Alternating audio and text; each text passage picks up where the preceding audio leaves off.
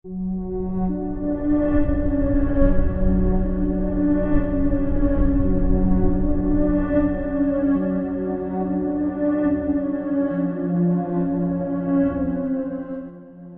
sejahtera semuanya.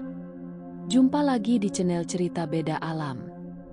Kali ini, saya akan membawakan sebuah kisah yang berjudul Malam Satu Suro. Sebelum kita mulai, jangan lupa untuk menekan tombol like video ini dan aktifkan juga lonceng notifikasinya agar tidak ketinggalan cerita-cerita horor lainnya di channel ini. Dan bagaimana kisahnya? Langsung saja kita mulai ceritanya. Lastri baru saja melahirkan di sebuah rumah sakit tua di pinggiran kota. Namun, bukan kebahagiaan yang menyelimutinya. Sejak pertama kali melihat bayinya, matanya yang biasanya teduh berubah liar, seperti kehilangan kendali atas dirinya sendiri.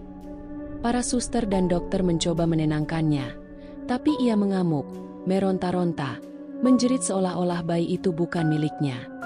Ketika semua orang mencoba melindungi bayi itu dari tangan Lastri, sesuatu yang lebih mengerikan terjadi. Dengan kekuatan yang tak masuk akal, ia menerobos ruangan bayi dan berusaha menghabisi setiap makhluk kecil yang ada di sana.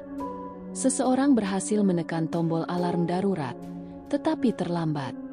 Dalam kekacauan itu, sebuah lampu neon meledak, percikan api menyambar tirai, dan dalam hitungan detik, api menjalar. Rumah sakit itu terbakar habis, menewaskan Lastri dan seluruh staf yang berada di dalamnya. Malam itu adalah malam satu suro.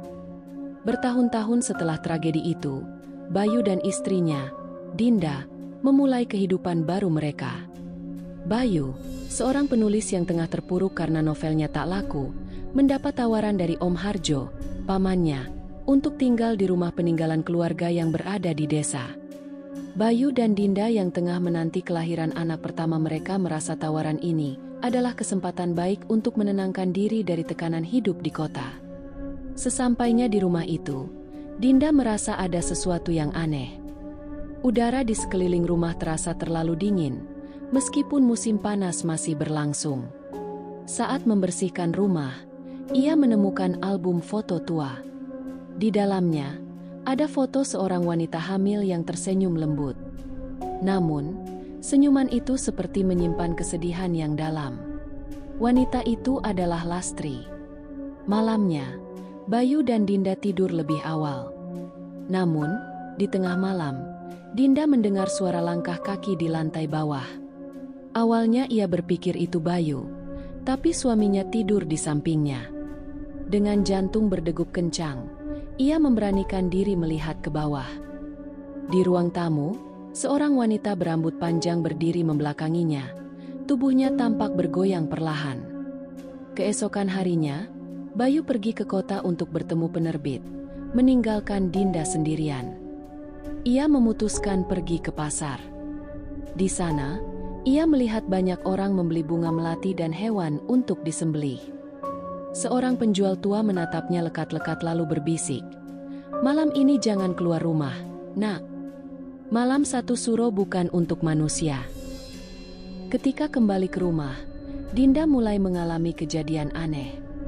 Ia mendengar suara bisikan dari dalam gudang, melihat bayang-bayang bergerak di cermin, dan tanpa sadar menemukan dirinya berdiri di depan lemari tua dengan tangan berlumuran darah. Saat Bayu pulang, ia mendapati Dinda ketakutan. Ia mencoba menenangkan istrinya, menganggap semua itu hanyalah stres menjelang kelahiran. Namun, malam itu, mereka kembali dihantui. Dinda bermimpi muntah paku dan silet, sementara Bayu mendengar suara tangisan bayi dari kamar kosong.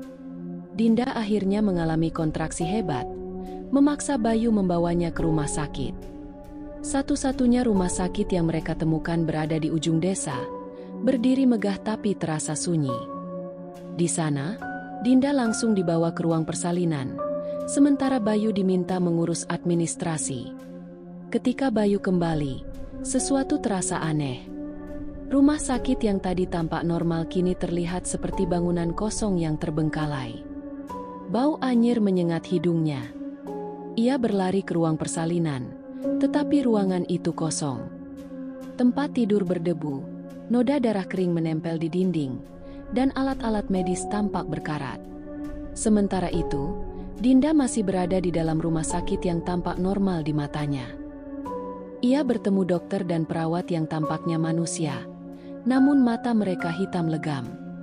Ia mulai menyadari sesuatu yang mengerikan. Ia berada di dunia yang berbeda dari suaminya. Bayu berusaha mencari Dinda, tetapi setiap pintu yang ia buka membawanya ke tempat berbeda, kamar mayat, lorong yang seolah tak berujung, dan bahkan ke ruang bersalin tempat Lastri dulu melahirkan. Akhirnya, ia menemukan Dinda, tetapi di sampingnya berdiri seorang wanita berpakaian rumah sakit dengan wajah yang mulai membusuk. Itu adalah Lastri. Lastri mengungkapkan kebenaran mengerikan. Anak yang akan lahir dari rahim Dinda bukanlah anak biasa. Om Harjo dan kelompoknya telah merencanakan segalanya. Mereka membutuhkan bayi ini sebagai tumbal untuk memperkuat kekuatan mereka di malam satu suro. Dinda menjerit ketakutan saat tiba-tiba tubuhnya terasa berat, seolah ada sesuatu yang berusaha keluar lebih cepat dari waktunya. Sementara itu, Bayu dikepung oleh sosok-sosok hitam yang merangkak keluar dari dinding dan lantai, tertawa dengan suara yang melengking. Di saat kritis, Bayu mengingat apa yang dikatakan seorang lelaki tua di pasar. Jangan sebut nama Tuhan jika kau belum siap menerima kekuatannya. Dengan suara gemetar, Bayu mulai berdoa.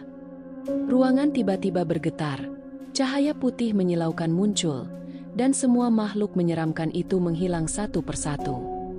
Lastri menatapnya dengan amarah, lalu tubuhnya meledak menjadi abu. Bayu berlari ke arah Dinda, memeluknya erat. Tiba-tiba, suara tangisan bayi memenuhi ruangan. Dinda telah melahirkan. Namun, di saat mereka merasa lega, mereka menyadari satu hal mengerikan. Bayi itu tidak memiliki bayangan. Mereka akhirnya berhasil keluar dari rumah sakit yang kini tampak sebagai bangunan tua tak berpenghuni. Mereka pulang dengan perasaan lega, mengira semua telah berakhir. Namun, di tengah malam, Bayu terbangun mendengar suara tangisan bayi. Ia menoleh ke samping, melihat Dinda tertidur pulas. Bayinya tidak berada di tempat tidurnya. Ketika ia menoleh ke sudut ruangan, ia melihat sesosok bayangan tinggi berdiri di sana, menggendong bayi mereka. Dengan suara berbisik, makhluk itu berkata, "Terima kasih telah melahirkannya untuk kami." Malam satu suro telah berlalu, tetapi mimpi buruk baru saja dimulai. Cerita ini menggambarkan bagaimana ritual gaib dan perjanjian dengan makhluk halus dapat membawa kehancuran bagi siapa saja yang terlibat. Dengan atmosfer horor yang mencekam, elemen kejutan, serta konflik emosional yang kuat, cerita ini menyoroti betapa tipisnya batas antara dunia manusia dan dunia tak kasat mata, terutama di malam satu suro.